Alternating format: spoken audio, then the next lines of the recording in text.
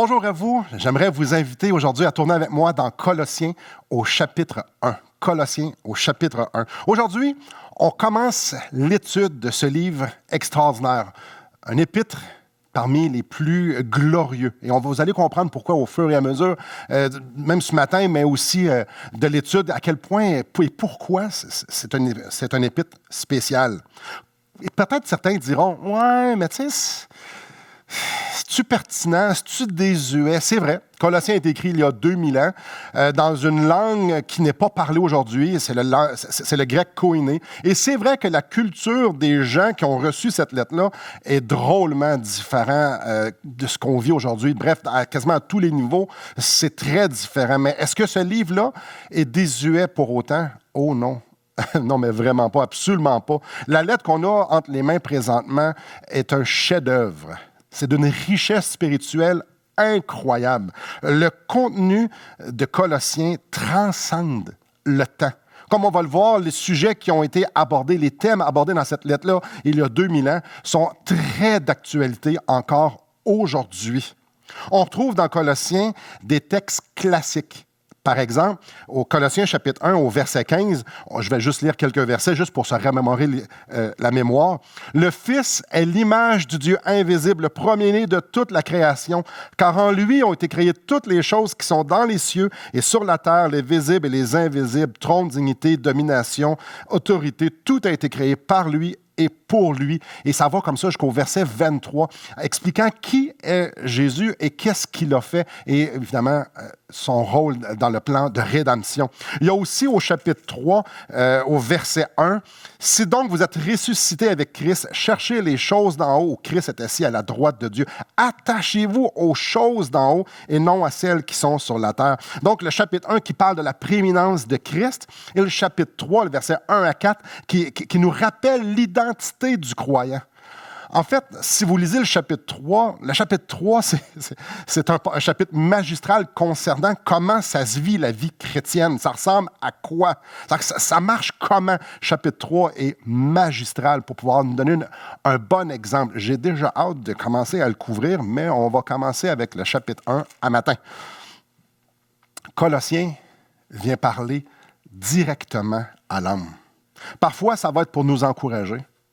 Parfois, ça va être pour venir confronter des mensonges qu'on aime bien croire. Parfois, ça va être pour nous reprendre. Parfois, ça va être aussi pour nous enseigner la façon de vivre qui est en hors Dieu, la façon de faire, la façon de penser qui est en hors Dieu. Colossiens, j'en suis convaincu, ne vous laissera pas indifférent. Colossiens ne peut pas laisser personne indifférent. Et ma prière, c'est qu'alors qu'on va déguster ce festin spirituel-là, ma prière, c'est que cette lettre-là, le festin, cette nourriture spirituelle, puisse produire en nous une volonté grandissante de vivre notre identité en Christ. Parce que c'est alors qu'on vit notre identité en Christ que nous marchons de façon à ce que Christ est honoré. Donc, ma prière, c'est que ça puisse venir nous rapprocher de lui, qu'on puisse avancer, qu'on puisse maturer en Christ. J'aimerais qu'on puisse lire les 2 premiers versets du chapitre 1.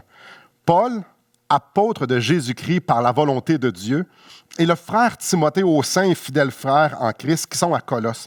Que la grâce et la paix vous soient données de la part de Dieu, notre Père. Aujourd'hui, je nous propose de répondre à 3 questions. La première, c'est qui étaient les Colossiens? C'est ça. Et la deuxième, c'est pourquoi Paul a écrit cette lettre-là?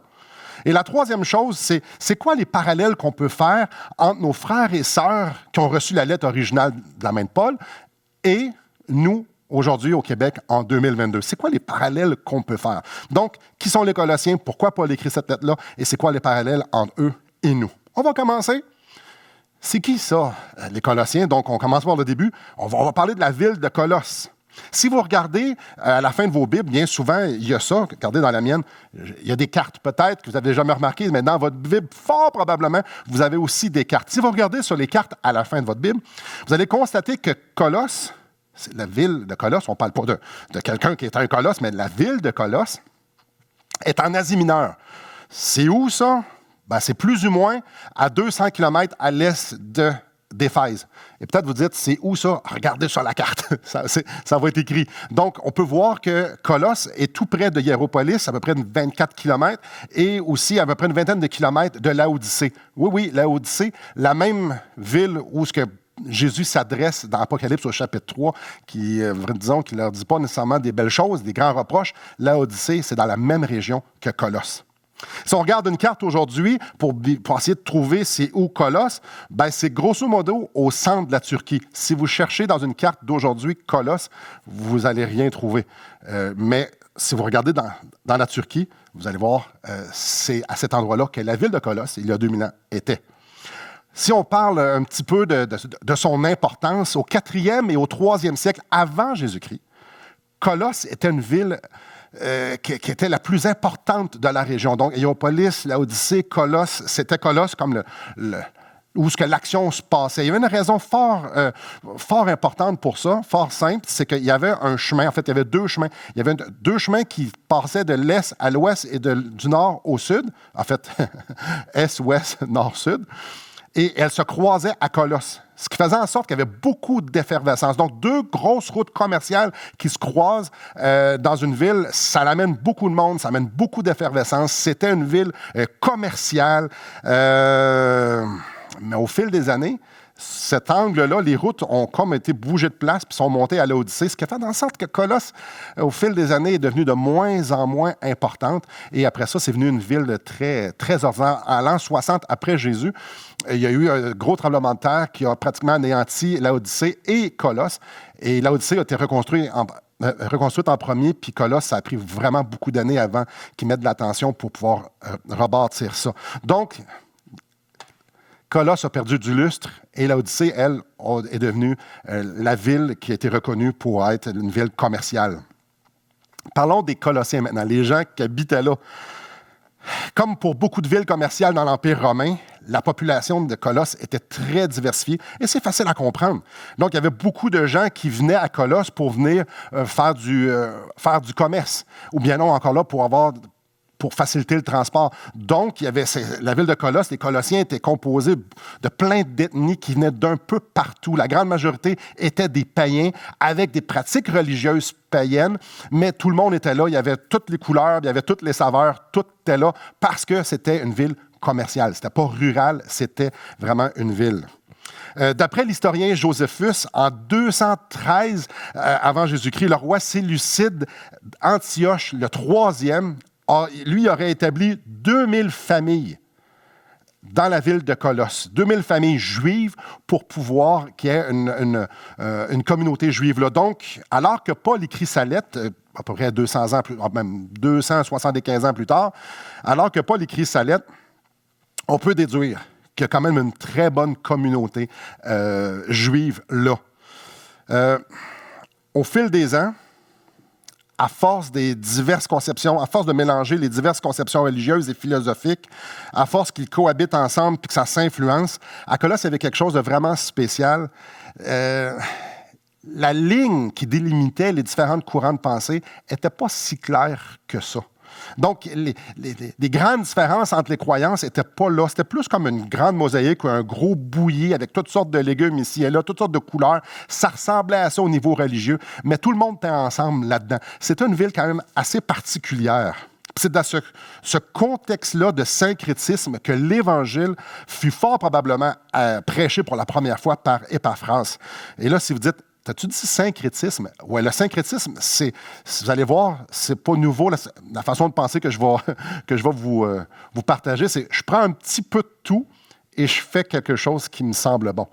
C'est encore très d'actualité aujourd'hui. Donc, je prends toutes les religions, puis j'en prends un petit peu ce qui fait mon affaire, puis je fais ma propre religion. Ça s'appelle un peu le syncrétisme. Donc, c'est dans cette mentalité-là que l'Évangile est rentré. Donc, c'est dans ce contexte-là plutôt que l'Évangile est rentré. Si on va voir au verset 7 de Colossiens 1, on va y lire « D'après les instructions que vous avez reçues d'Épaphras, notre bien-aimé compagnon de service, il est pour vous un fidèle ministre de Christ. » Donc, Épaphras aurait prêché l'Évangile aux gens à Colosse. Mais lui, il vient d'où, Épaphras? Et ça, c'est par déduction, c'est pas tant écrit. Ce qu'on sait, c'est que Paul était à Éphèse, on se souviendra qu'il n'est pas très loin de Colosse, il était à Éphèse, puis il a prêché là pendant 3 ans de temps. Et lui-même dit que toute l'Asie a entendu les effets de son ministère. Donc, c'est fort probablement là que Épaphras a entendu l'Évangile, se serait converti. Étant donné que Paul est resté là 3 ans, on peut savoir aussi qu'il a aussi enseigné les chrétiens, il les a fortifiés. Donc, c'est là probablement qu'Épaphras a été allé, comme tu pourrais dire, à l'école biblique. Et son professeur principal, c'était Paul. Ça a dû être quand même fort intéressant. On ne sait pas exactement quand est-ce qu'il serait revenu dans sa région pour l'évangile, mais on le sait qu'il est revenu éventuellement.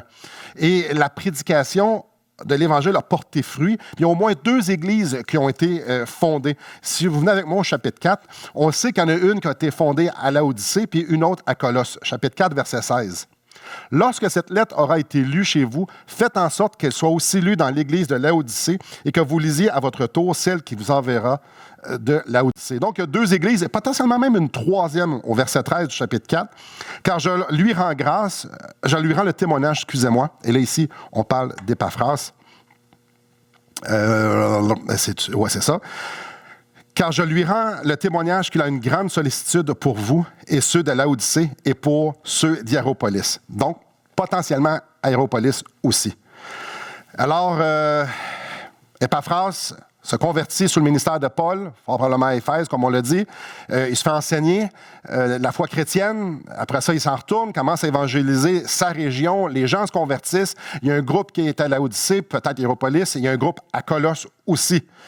Alors que Paul écrit à Colosse, il s'adresse à des chrétiens. Chapitre 1, au verset 2. « Aux saints et fidèles frères en Christ qui sont à Colosse. » Donc, il s'adresse ici à des chrétiens, parce que c'est ça une Église.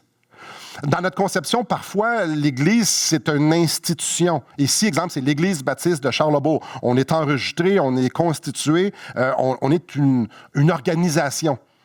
Mais ce n'est pas vraiment ça, une Église. Une Église, au sens biblique, c'est une assemblée de frères et de sœurs, des gens qui ont donné leur vie à Christ, qui ont reçu Christ comme sauveur et qui marchent dans sa volonté, qui ont été baptisés, ils se mettent ensemble. Ça, c'est une Église, c'est une assemblée. Selon le ton, la teneur de l'argumentation de Paul tout au fil de la lettre, on peut conclure que principalement, les gens à qui il écrit, c'était des païens. C'était des gens qui s'étaient convertis, un peu comme vous et moi. On s'était convertis, on n'est pas du peuple juif. Alors, on s'est convertis et puis ils ont joint cette Église-là. Mais j'aimerais ça qu'on puisse lire le verset 12, par exemple. « Rendez grâce au Père qui vous a rendu capable d'avoir part à l'héritage des saints dans la lumière. » Donc, les saints, l'héritage des saints, ça, c'est les saints de l'Ancien Testament. Et quand ça nous dit « Rendez grâce au Père qui vous a rendu capable », il est en train de s'adresser ici aux païens. Au verset 21. « Et vous qui étiez autrefois étrangers et ennemis par vos pensées, par vos mauvaises œuvres. » Ça, c'est un langage qui s'adresse aux païens et non pas aux Juifs, même si ça s'applique aussi aux Juifs. Mais ici, ça s'adresse principalement, c'est un langage qui s'adresse aux païens. Il y a aussi certains indicateurs dans cette lettre-là qui nous laissent croire qu'il s'adresse aussi à des Juifs et qu'il y avait aussi des Juifs dans l'Église, mais juste dans une plus petite proportion. Chapitre 2, verset 16. « Que personne donc ne vous juge au sujet du manger et du boire, au sujet d'une fête, d'une nouvelle lune ou des sabbats. » Ça, c'est les Juifs, c'est les judaïsants qui voulaient tenir à l'héritage cérémoniel de la loi mosaïque. Ils voulaient amener ça aussi dans l'Église. Donc, ils voulaient imposer ça à leurs frères et sœurs. Mais ça nous dit au verset 17, « C'était l'ombre des choses à venir, mais le corps est en Christ. » Donc, il y a des Juifs, mais en grande majorité, c'est des païens. Et normalement, quand on voit des Juifs et des païens ensemble, il y a de la tension. Parfois, on a lu ça pour Corinthe. Mettons, si on va lire l'Épître aux Corinthiens, on va voir qu'il y a une tension. Si on va à Jérusalem, clairement, dans Actes, on le voit. Il y a vraiment une tension. Si on le voit aussi, dans Romains, on voit cette tension-là. Dans Galates, on voit cette tension-là. Mais dans Colossiens, on la voit moins, cette tension-là. L'Église de Colosse était caractérisée par quelque chose qui était vraiment beau. Chapitre 1, verset 4. ayant été informés de votre foi en Jésus-Christ et de votre amour pour tous les saints. Donc, il y avait quand même une cohabitation quand même paisible, parce que s'ils sont reconnus pour leur amour envers les saints, ben ça les inclut les uns avec les autres. Au verset 8, et il nous a appris de quel amour l'Esprit vous anime. Donc, c'est par déduction ici que j'arrive à penser que si tu es reconnu pour aimer, pour que l'Esprit produit en toi cette charité-là envers ton prochain, envers les saints, puis si c'est mentionné ici les saints, j'ai de la misère à voir qu'il y aurait de la division, j'aurais de la misère à voir qu'il y aurait de la haine, comme on pouvait voir dans d'autres églises dans ce temps-là. Non, Paul reconnaît que Dieu est à l'œuvre au travers eux. Et on va le lire très bien au verset 6. En parlant de l'Évangile, il est au milieu de vous et dans le monde entier. Et il porte des fruits et il s'accroît, comme c'est aussi le cas parmi vous, depuis le jour où vous avez entendu et connu la grâce de Dieu conformément à la vérité. Donc, l'Évangile produisait du fruit un peu partout. Et il dit, bien, chez vous aussi. Chez vous aussi. Donc, c'était une église qui était en vie. Si on peut résumer, là, l'église de Colosse, c'était des Juifs, des païens qui étaient en vie, où ce que l'Évangile portait du fruit. Et il était caractérisé principalement pour leur amour. Donc, la prochaine question qu'on va répondre, ça c'est un peu le topo des Colossiens. Maintenant, regardons pourquoi Paul a écrit cette lettre-là. À la lecture de l'Épître aux Colossiens, on remarque très rapidement que l'Église était influencée par des enseignements qui seraient néfastes à la foi chrétienne. Allons voir chapitre 2. Chapitre 2 au verset 4. « Je dis cela afin que personne ne vous trompe par des discours séduisants. » Donc, il n'est pas en train de dire qu'il n'y aura pas de discours séduisants. Il est en train de dire, il y en a, mais je ne veux pas que vous vous fassiez pogner, je ne veux pas que vous tombiez dans le plateau. Donc, il y a des gens qui parlent, il y a des gens qui discourent, puis qui ne disent pas des choses nécessairement qui doivent être bonnes pour vous. Faites attention. Donc, il y a des discours séduisants. Ils sont influencés. Chapitre 2, verset 8. « Prenez garde que personne ne fasse de vous sa proie par la philosophie et par une vaine tromperie, s'appuyant sur la tradition des hommes, sur les principes élémentaires du monde et non sur Christ. » Ici, il est en train de parler de philosophie vide et trompeuse. Et de la façon que la deuxième portion du verset 8 est mentionnée, on a tendance à penser que c'est des gens qui auraient un discours chrétien, un discours évangélique. Donc, ils s'appuient sur les traditions d'hommes, sur les principes élémentaires du monde et non sur Christ. C'est comme s'ils avaient choisi de ne pas s'appuyer sur Christ, mais plutôt de s'appuyer sur ça. Et ça l'influençait les gens de Colosse. Chapitre 2, toujours, au verset 16. Ben, je l'ai lu tantôt. « Que personne donc ne vous juge au sujet du manger et du boire, au sujet d'une fête, d'une nouvelle lune et des sabbats. » C'était des choses à venir, mais le corps est en Christ.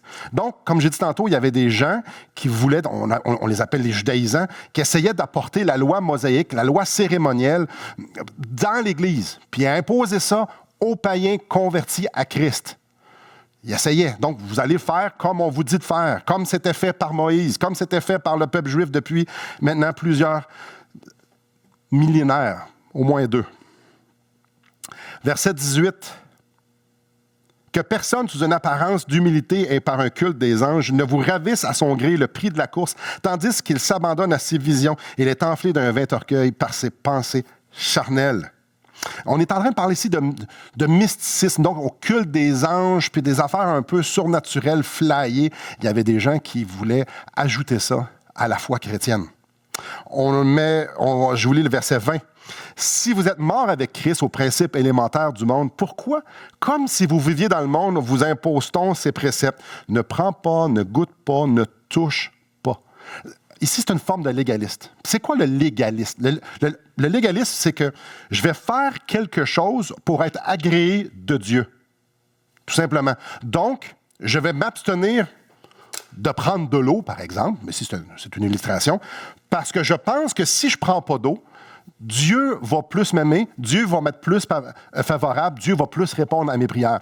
Donc, j'achète Dieu avec ma piété ou avec mes actions que je vais faire. Ça, c'est du légalisme. Donc, d'un point de vue légal, si j'obéis à toute la loi, Dieu va m'être propice. Ish. Ça, c'était dans l'Église. Dans ce temps-là, c'était une influence qui était là. Et évidemment, elle l'est encore aujourd'hui. Il n'y a pas rien qui nous indique dans Colosse, dans l'Église de Colosse, c'était qui ce monde-là? Ça ne nous dit pas c'est qui influençait mal l'Église de Christ. Ça ne nous dit pas non plus, exemple, ça nous parle de philosophie au verset 8. Il y a des bonnes philosophies et il y en a des mauvaises. Ça ne nous dit pas c'était quoi les mauvaises qui enseignaient, puis ça ne nous dit pas c'était qui les enseignait non plus. Ce qu'on sait, c'est que le potentiel de perdre les chrétiens était très réel. Vous avez vu, là, on part du quasiment tout le chapitre 2 au complet, parle de mise en garde d'influence. Donc, il y avait un potentiel de perdre les chrétiens considérable. Le but des enseignements de Paul, c'était justement de contrebalancer les enseignements ou les influences que les gens avaient. Et cette influence-là, principalement, détournait le regard sur Christ. Et Paul, lui, ce qu'il fait, comme non, on ramène ça à Christ. Paul n'écrit pas la lettre aux Colossiens parce que l'Église nage dans l'erreur. Au contraire, allez lire le verset 5 du chapitre 2. « Car si je suis absent de corps, je suis avec vous en esprit, voyant avec joie le bon ordre qui règne parmi vous et la fermeté de votre foi en Christ. » Donc, ce n'était pas une Église qui était facilement influençable. Elle était influencée, mais ça ne veut pas dire qu'elle tombe nécessairement dans le panneau. Justement, Paul fait juste dire, non, un instant, là. Il y a des influences, des mauvaises influences qui arrivent de partout. Moi, je veux juste que vous gardiez le regard à la bonne place. Il le faisait déjà. Au verset 2 du chapitre 1, il les appelle aux saints et fidèles frères. S'ils appellent fidèles frères, c'est parce qu'ils étaient fidèles. Il l'a dit au chapitre 2, verset 5, il le dit au chapitre 1, verset 2. Donc, c'était des gens qui se tenaient. C'était pas une mauvaise Église. Paul écrit la lettre pas pour les sortir du trou, mais plutôt parce qu'il sait les dommages que ça cause lorsqu'un chrétien est influencé par des mauvaises influences. Les mauvaises compagnies corrompent les bonnes mœurs. C'est vrai, il l'a expérimenté ici, il veut juste s'assurer qu'eux ne tombent pas dans le panneau. Paul sait très bien qu'avoir une mauvaise théologie apporte inévitablement une vie chrétienne défaillante. C'est pour ça que lorsqu'on lit les épîtres de Paul, Paul combine toujours théologie et application pratique.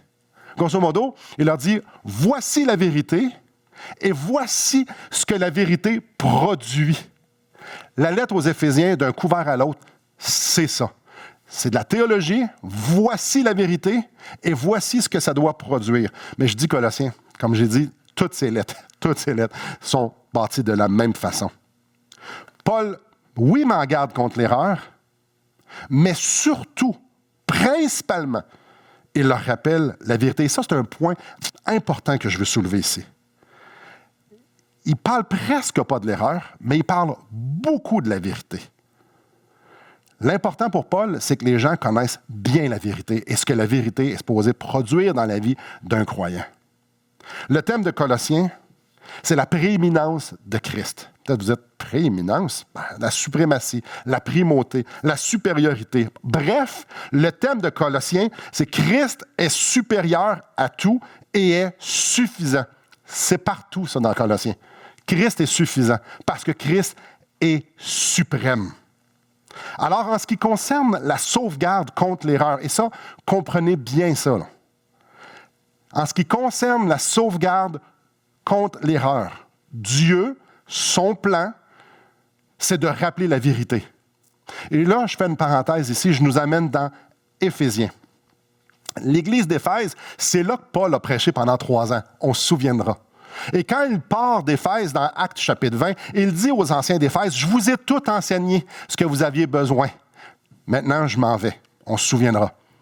Et c'est spécial lorsqu'on considère la lettre aux Éphésiens. Donc, quelques années plus tard, Paul leur écrit une lettre. Et le chapitre 1 d'Éphésiens, même une grande partie du chapitre 2, c'est un rappel du salut.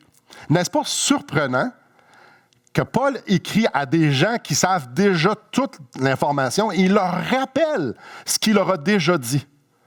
Et c'est la base qu'il leur rappelle, pas des grands concepts extrêmement poussés. Il fait juste leur rappeler la base de leur salut. Donc, pour ce qui est d'être sauvegardé contre l'erreur, le plan de Dieu, la prescription de Dieu, c'est la proclamation de la vérité. Tout simplement. Et souvent, ça, c'est simple et c'est le fondement. Quand tu es bombardé de mauvaises influences, ce qu'on peut voir, le modèle biblique qu'on a, c'est pointe à Christ. Regarde à Christ. Jette les regards sur la vérité. Quand ça court de partout, toutes les erreurs, pointe les regards à Christ. Et ça, c'est spécial parce que je m'adresse aux parents qui nous écoutent présentement. Si tes enfants sont bombardés par de mauvaises influences, la chose principale qu'on doit faire, c'est pointer à Christ. Je ne suis pas en train de dire qu'il ne faut pas les mettre en garde contre les erreurs. Non, c'est là aussi. Mais la grande majorité, c'est de démontrer qui est Christ et à quel point il est suffisant, et à quel point il est excitant de le suivre et de marcher pour lui dans sa volonté et de l'honorer, qu'il n'y a pas de plus grand plaisir que d'honorer Dieu. C'est ça que la Bible nous enseigne. C'est le plan de Dieu pour nous sauvegarder de l'erreur. Alors, si c'est bon pour les Colossiens, pour Éphésiens, pour Galates, pour tous les épîtres du Nouveau Testament, c'est aussi bon pour nos vies, c'est aussi bon pour nos enfants et les gens avec qui on influence. Frères et sœurs, la vie chrétienne à laquelle Dieu nous appelle découle non pas d'un savoir-faire, ne découle pas de notre capacité de pouvoir faire de notre mieux. Non, ça, c'est jamais assez. La vie chrétienne à laquelle Dieu nous appelle, elle est produite par Christ. Alors, c'est de là l'importance d'être attaché à Christ, de toujours retourner à Christ, de vivre dans le fondement de la vie chrétienne. J'ai été sauvé par pure grâce, par un Dieu qui m'aime tellement, qui, avant la fondation du monde, m'a choisi et que Christ est venu mourir pour moi. Ça, c'est la fondation. Mais c'est là qu'on est gardé. C'est là que notre cœur reste attaché à Christ. C'est là qu'on tient à cet amour-là que Dieu nous donne. On dit, je ne veux jamais lâcher ça. C'est le cadeau le plus extraordinaire. Dieu me donne la vie, la résurrection de Christ. Cette puissance-là, elle est à moi. Alors, je veux chérir ça. Plus qu'on se sature, plus qu'on se rapproche. La vie chrétienne à laquelle nous sommes appelés, elle est produite par Christ. J'aimerais vous lire au chapitre 3 de Colossiens, le verset 9 à 10. On a lu versets 1 et 2. Si on est ressuscité avec Christ, cherchez les choses d'en haut. Attachez-vous aux choses d'en haut. Verset 9. Ne mentez pas les uns aux autres, vous étant dépouillés du vieil homme et de ses œuvres. Donc, je ne veux plus vivre comme l'ancien Simon, ayant revêtu l'homme nouveau, donc celui qui vit la vie de Christ, qui se renouvelle dans la connaissance selon l'image de celui qui l'a créé. La vie que Dieu nous appelle à vivre, c'est lui qui l'a produit, c'est Christ qui l'a produit. Ce qu'on croit de Christ, s'il y avait une phrase que je veux que vous vous souveniez de ce message-ci, c'est celle que je vais dire là. Ce qu'on croit de Christ, ce qu'on pense de lui, c'est le fondement de comment on pense et de comment on vit. Donc, cette lettre était pour rafraîchir, pour renouveler, pour enseigner à propos de Christ, pour que la vie des Colossiens, ainsi que la nôtre, puisse être produite par ce Christ qui est extraordinaire. Vous voyez, je le répète une autre fois, ce qu'on croit de Christ, c'est le fondement de comment on pense et de comment on vit. Donc, la question... Ça, c'est pour ça que la lettre a été écrite. Maintenant, je aimerais nous poser la question, pourquoi c'est Paul qui a écrit la lettre? Pourquoi c'est pas quelqu'un d'autre? Depuis toujours, l'être humain aime se surévaluer. On se pense meilleur qu'on l'est réellement. Et souvent, ça va produire qu'on va s'autoproclamer dans une position, ou bien non, on va s'autoproclamer plus une importance qu'on n'a pas du tout. Une position qu'on ne devrait pas avoir du tout. Bien souvent, on pense qu'on est quelqu'un qu'on n'est pas du tout. Mais ce n'était pas le cas de Paul. Si on revient au chapitre 1, verset 1, voici ce qu'il dit. Paul, apôtre de Jésus-Christ par la volonté de Dieu. Wow! L'autorité de Paul, elle ne venait pas de lui, mais elle venait de Dieu. C'est Dieu qui a donné cette autorité-là à Paul. C'est Dieu qui a fait en sorte que Paul soit apôtre. Son ministère venait de Dieu. Et j'aime ce texte dans Galates au chapitre 1. Voici ce qu'il dit. Mais lorsqu'il plut à celui qui m'avait mis à part dès le sein de ma mère, ça, c'est avant sa naissance, ça là, et qui m'a appelé par sa grâce de révéler en moi son Fils afin que je l'annonce parmi les païens. Donc, avant même qu'il naisse, Dieu avait déterminé, Dieu avait appelé Paul pour qu'il soit non seulement chrétien, mais qu'il soit aussi celui qui était pour annoncer l'Évangile aux païens. On peut dire très facilement que Dieu a orchestré la vie de Paul pour qu'il devienne ce que Dieu voulait que Paul devienne. Quand il était dans le sein de sa mère, il était déjà gracié de ce ministère-là. Donc, Paul avait été non seulement choisi, mais il a été formé toute sa vie pour pouvoir être un instrument entre les mains de Dieu, pour non seulement prêcher l'Évangile, pour établir des églises, mais aussi pour les fortifier. Donc, il ne faut pas voir la lettre de Colosse comme une lettre, exemple, que Paul aurait dit « Ouais, là, j'ai à cœur d'écrire aux chrétiens de Colosse. Là, j'ai à cœur ça, là, je vais leur écrire une lettre. » Non, pas du tout. En fait, le verset 1 ne laisse aucun doute que Paul savait fort bien que ce qu'il était en train de dire, c'était sous l'autorité de Dieu. Il voulait être sûr et certain que les gens de Colosse, les Colossiens, ses frères et sœurs, sachent que ce qui était pour lire, ça ne venait pas du cœur de Paul, mais que ça venait plutôt du cœur de Dieu. Il savait qu'il était inspiré. Alors, la réponse pourquoi que c'est Paul qui écrit cette lettre-là? On sait pourquoi que la lettre a été écrite, pour que les gens de Colosse puissent avoir un regard sur Christ, peu importe les influences. Mais pourquoi que c'est Paul qui leur a écrit ça? Tout simplement, c'est parce que Dieu voulait que ça soit Paul. C'est clair. Dieu voulait que ça soit Paul. C'était son ministère. Il était équipé pour ça. Paul était la personne désignée par Dieu parce que Dieu l'avait préparé. Alors, ici, ce n'est pas de l'autoproclamation. Ici, ce n'est pas quelqu'un qui a eu à cœur, qui a eu une petite chaleur parce que Dieu lui a dit d'écrire une lettre. Non, pas du tout. C'est sous autorité apostolique venant directement de Dieu que Paul écrit à ses frères et sœurs le fondement de la vie chrétienne. Qui est Christ, ce qu'il a fait et comment, qu'est-ce que ça produit, ça? Qu'est-ce que Christ, qu'est-ce que cette vérité-là, cette puissance-là produit dans la vie du croyant? Donc, troisième question, j'aimerais ça qu'on regarde les parallèles entre eux, les gens de Colosse, de 60 après Jésus-Christ, à peu près, et nous, 2022, Québec, ou peu importe où ce que vous êtes. J'aimerais survoler deux parallèles. Il y en aurait pu en avoir plusieurs, et je sors ça ici de mon cru. La première, c'est les influences. Nous aussi, on est influencés. On n'est pas influencés par les mêmes choses nécessairement que les Colossiens, mais c'est un peu de la même façon, par exemple. Et j'aimerais vous en nommer quelques-uns juste pour qu'on puisse réaliser que nous aussi, on se fait bombarder par des influences. Et vous allez voir, ça peut même faire peur un petit peu. Je commence. La première, le postmodernisme. Peut-être que vous dites, j'ai aucune idée ce que c'est. J'ai prévu le coup. Je vous l'explique. Le postmodernisme, en gros, en 3 mots, c'est l'abolition des absolus. C'est quoi un absolu? C'est moi, je suis un homme. Scientifiquement, je suis un homme. De mon expérience, je suis un homme. Si j'abolis les absolus, je permets de dire que moi, finalement, je ne suis peut-être pas un homme. Toi, comment tu te sens? Il n'y a plus d'absolu. Le ciel est bleu. Ouais, non, peut-être pas nécessairement. Le gazon est vert. T'es sûr que c'est vert? L'abolition des absolus. Là, ça veut dire quoi, ça? Ça veut dire que chacun détermine sa propre vérité. Et ça, on est influencé de ça dès notre jeune âge ici au Québec et en fait en Occident. Ça produit quoi? Ça produit bien souvent un refus de se soumettre à l'autorité. Pourquoi? Mais parce que c'est rendu moi l'autorité. On est en train de mettre tellement de valeur à ce que moi je pense de mon environnement, de mes perceptions, de mes jugements de mon environnement, c'est que je ne veux plus me soumettre à ce que quelqu'un d'autre pourrait penser. C'est pour ça qu'on pourrait voir des chrétiens et dire, je sais que ça fait 2000 ans que les chrétiens croient ça, mais moi, c'est pas ça que je pense. Attends un petit peu.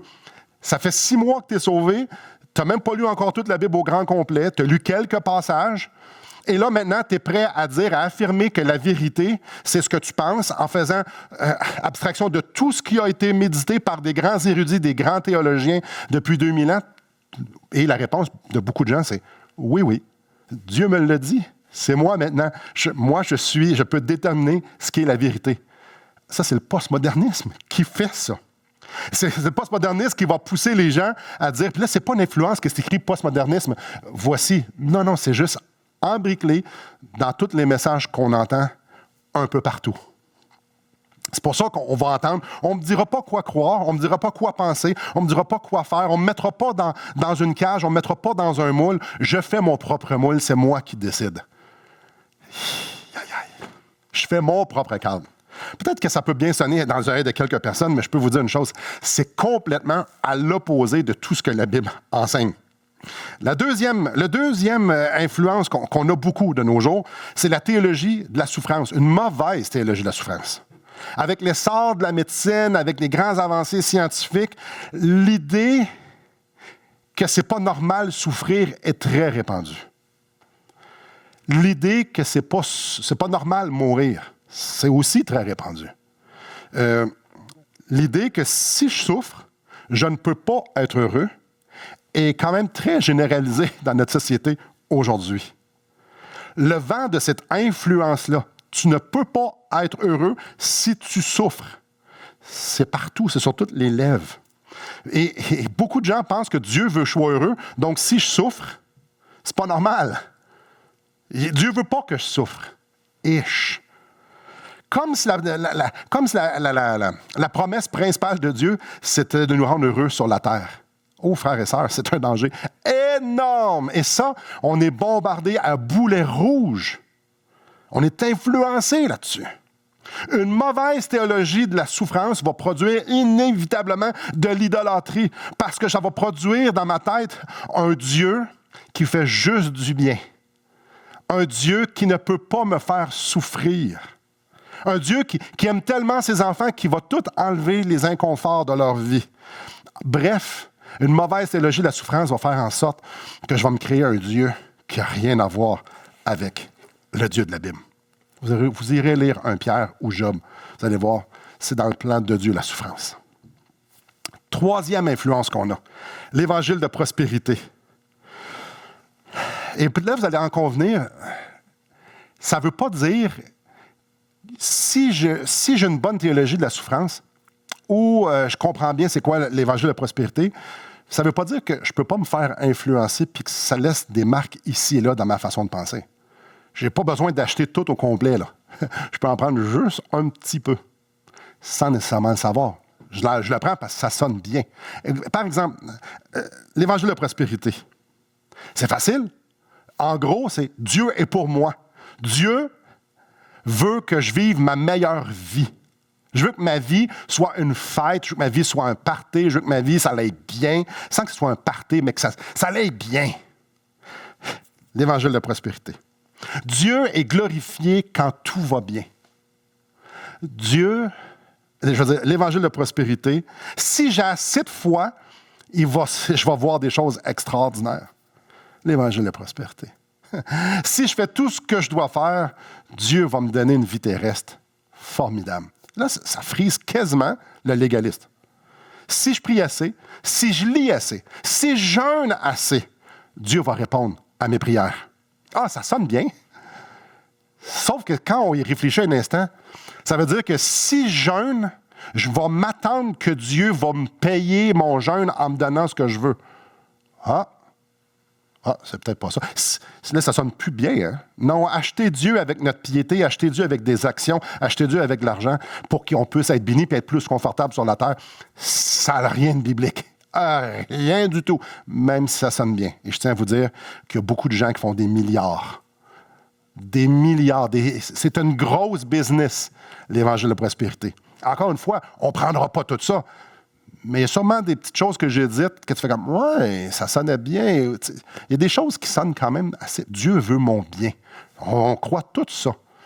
Mais ça ne l'empêche pas nécessairement de permettre qu'il puisse m'arriver des choses. Hébreux 12 nous dit clairement que si je suis châtié, c'est parce que je suis un fils légitime. Si ça va toujours bien, c'est parce que je ne suis pas un fils légitime. Voyez-vous, c'est pas biblique du tout. Ni du début, ni jusqu'à la fin, ni jusqu'au milieu. Rien. Donc, on continue. Gros mot. Institutionnalisation de l'Église. L'Église est là pour prodiguer des soins. L'Église est là pour répondre aux besoins. L'Église est là pour offrir des services et avoir de beaux programmes.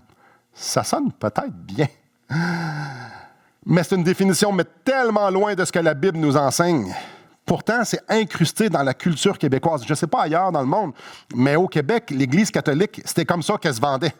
C'était l'Église, l'institution qui s'occupait du peuple. Mais ça n'a rien de biblique.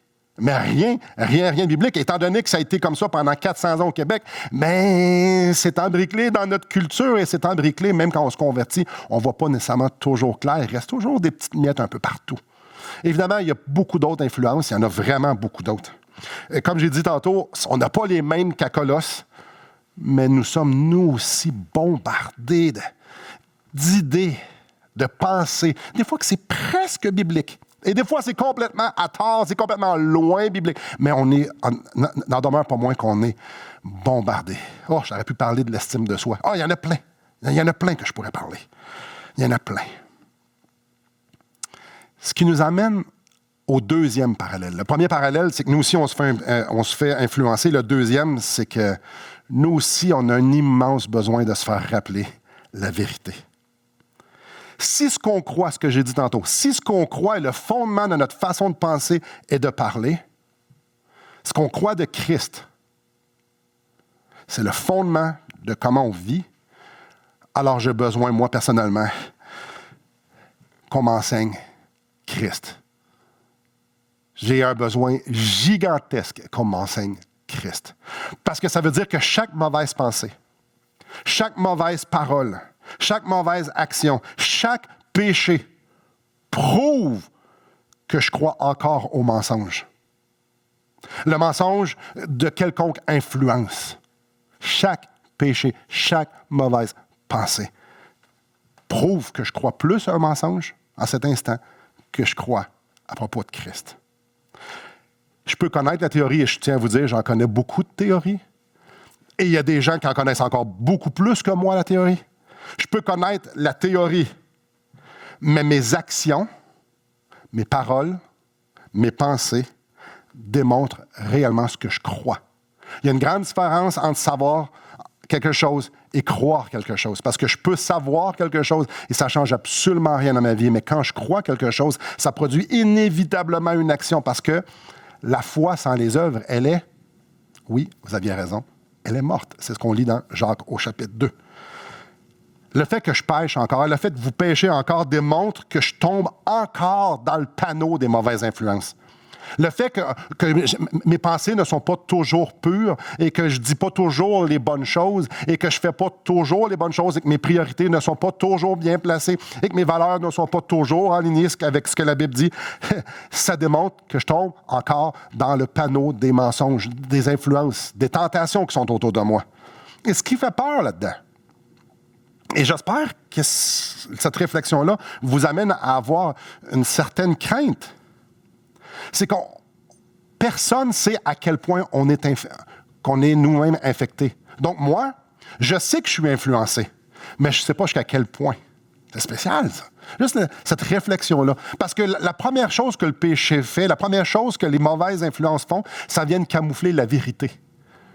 Alors, ça m'enlève la capacité de pouvoir voir que c'est un mensonge. C'est pour ça que dans Hébreux, chapitre 3, verset 13, ça nous dit de nous reprendre à tous les jours, aussi longtemps qu'on peut dire aujourd'hui, pour pas que personne s'endurcisse. On a besoin que les autres nous disent, Simon, ce que tu dis là, c'est pas la vérité. Ce que tu penses là, c'est pas la vérité. Ça, tu t'es fait influencer là, ou on ne sait pas d'où, mais en tout cas, ce que tu dis là, c'est pas biblique. Le péché, les mauvaises influences, viennent nous aveugler. Aïe, aïe. On ne sait pas jusqu'à quel point on a tombé dans le panneau, tout simplement parce que ça fait partie de nous, ça fait partie de notre façon de penser. C'est pour ça que dans Romains chapitre 12 au verset 2, ça nous parle du renouvellement de l'intelligence. C'est pour ça que ça nous en parle. Et on l'a lu tantôt aussi dans Colossiens chapitre 3 au verset 10, ayant revêtu l'homme nouveau qui se renouvelle. On a besoin que notre ancienne façon de penser, celle qui est morte, celle que Christ a sauvée, on a besoin qu'il y ait une nouvelle inscription avec la vérité parce qu'on n'est pas capable de la découvrir nécessairement de nous autres-mêmes. Tantôt, ce que j'ai dit, c'est que la meilleure façon pour la sauvegarde contre l'erreur, le plan de Dieu, c'est de nous dire la vérité. Alors, je suis en train de nous parler, frères et sœurs, et je suis en train de dire, peu importe ce qu'on sait, peu importe le nombre de dizaines de milliers de livres qu'on a lus, peu importe, la théologie, que vous êtes des grands théologiens, puis tout votre niveau d'éducation, peu importe, la meilleure façon d'être protégé contre l'erreur, la meilleure façon d'être protégé contre les influences, c'est de connaître la vérité, d'être saturé par la vérité. Et je ne suis pas en train de dire de connaître un livre de plus. Je suis en train de dire d'être tellement saturé de l'Évangile, tellement saturé de Christ, que cette vie-là, la vie de Christ, elle est produite en dedans de nous. Donc, je ne suis pas en train de dire d'avoir une échelle, puis d'avoir tout, pas une échelle, une bibliothèque dans notre tête, puis d'avoir tous les bons livres à la bonne place. Non, non, non. Je suis en train de dire de laisser Christ produire par les vertus de son Saint-Esprit sa vie en dedans de nous. D'être tellement saturé par l'Évangile que la vie de Christ est dans chacune de nos parts. Ça, c'est la meilleure sauvegarde contre les influences. Alors qu'on ait vécu en l'an 60 à Colosse, ou bien non qu'on vit au Québec en 2022, le besoin de se faire enseigner le fondement de la vie chrétienne est le même. Est le même. C'était vrai pour l'Église d'Éphèse, qu'il y avait eu une prédication, pas une prédication, il était à l'école biblique pendant 3 ans de temps, sous Paul. Et Paul leur répète encore, ici, Colosse, Paul les avait jamais vus, mais encore une fois, c'est la base. Et si on regarde Rome, l'Église, l'Épître de Romains, c'est la même chose. C'est la base. Si on regarde le Nouveau Testament, c'est la base. C'est le fondement de la vie chrétienne. C'est les choses très élémentaires. Pourquoi? Parce que Dieu veut qu'on s'accroche à ça. C'est ça, la sauvegarde contre les mauvaises influences. C'est simple, je vous donne une illustration. Quand j'ai 2 yeux dans la graisse de bine, quand je regarde ma femme, quand je me rappelle les 24 dernières, quasiment 25 dernières années qu'on a passées ensemble, quand je regarde tous les bons moments, puis à quel point je peux sentir Christ au travers d'elle, comme j'expérimente la bonté de Dieu au travers d'elle, quand je regarde à quel point Dieu m'a donné une femme extraordinaire, je peux vous dire de quoi? Présentez-moi n'importe qui d'autre, je peux être n'importe où sur la terre. La chose la plus importante, ça va être la personne que je regarde et celle que je chéris. Quand on chérit Christ, on reste attaché à Christ. Et peu importe ce qu'on se fait servir, ça n'a pas d'importance. On a 2 yeux dans la graisse de bine envers celui qui nous garde. En conclusion, frères et sœurs, la vie va vite. La vie va vite. Puis parfois, il y a des saisons dans la vie où est-ce que ça fait mal. On le sait, il y a du monde qui souffre, que ce soit émotionnel ou que ce soit physique, il y a du monde qui souffre. Et parfois, la vie ne fonctionne pas comme on aimerait ça. Ouais, on n'a pas beaucoup de contrôle. En fait, on n'en a pas du tout. Et parfois, il y a des saisons qui sont difficiles. Et parfois, dans cette même vie-là, on est submergé par la joie. Ça nous comble. C'est comme si on était, le bon mot, c'est submergé. Que ça soit en voyage ou que ça soit lors d'un mariage, la naissance d'un enfant, une promotion, des fois, là, c'est euphorique. Mais parfois, dans cette euphorie-là, on perd le focus sur celui qui le permet. Frères et sœurs, c'est tellement facile de croire ce que notre chair veut entendre. C'est tellement facile de croire ce qui flatte dans le sens du poil. C'est ça qu'on veut. Alors, bien souvent, les influences viennent justement faire ça. Nous flatter dans le sens du poil, peu importe la saison. À cause que ça va vite, à cause que je souffre, à cause que ça va bien, on veut nourrir ce que notre chair. Alors que ce soit le postmodernisme, que ce soit l'évangile de prospérité, que ce soit que l'Église est une institution pour nous, que ce soit la théologie de la souffrance, toutes les influences viennent flatter notre chair dans le sens du poil. Alors, c'est facile de tomber dans le panneau. Alors, on pourrait parler de la gestion de l'argent, on pourrait parler de la sexualité, on pourrait parler de tous les sujets. Quand on se fait influencer, on retient toujours ce qui nous flatte dans le sens du poil. Je vais même dire, lorsque je lis la Bible, on se retient souvent ce qui nous flatte dans le sens du poil. Ah, frères et sœurs, on a besoin de tout le conseil de Dieu pour que nous puissions rester attachés à Christ. Je vous pose la question aujourd'hui. Comment va votre passion pour votre Sauveur? Êtes-vous excité?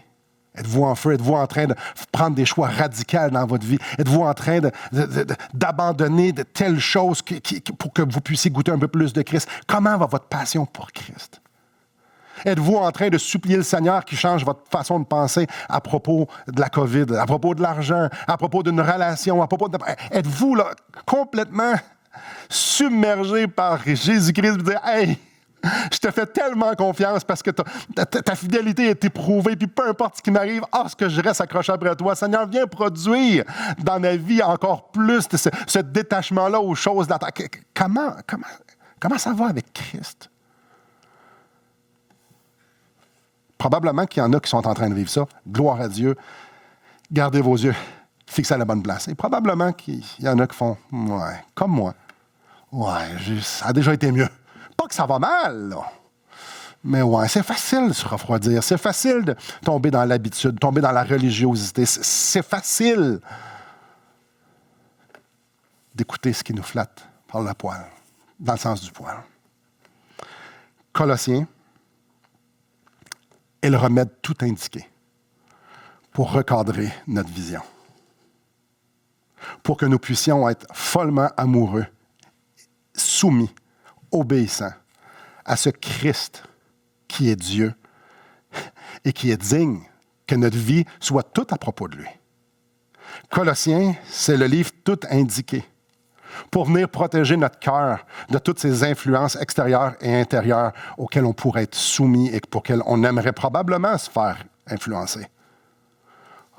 Frères et sœurs, on a besoin d'être saturés de la vérité. On a besoin d'être saturés de cet amour de Christ-là. Alors, j'aimerais vous donner un devoir. C'est rare que je vais faire ça, mais je vous en donne deux. Je vous suggère deux devoirs. La première, c'est de prier. Prier pour que les prédications faites dans Colossiens puissent venir transformer vos vies. Qu'un avant, qu'un après. Priez pour celui qui va prêcher, pour qu'il puisse être inspiré de Dieu, pour qu'il puisse voir dans la parole des pépites d'or qui vous transmettent. En l'occurrence, ça, c'est moi. Je vous en supplie, faites ce devoir-là. Priez que l'épître de Colossiens puisse avoir un effet éternel sur vos vies. Le deuxième devoir, lisez Colossiens. Lisez-le. J'ai passé tout l'automne, des mois, à lire juste Colossiens. Des fois, c'était dans un matin lire Colossiens une fois. Parfois, c'était lire 2 versets. Je vous encourage de lire Colossiens, de l'étudier, de passer beaucoup de temps à le méditer.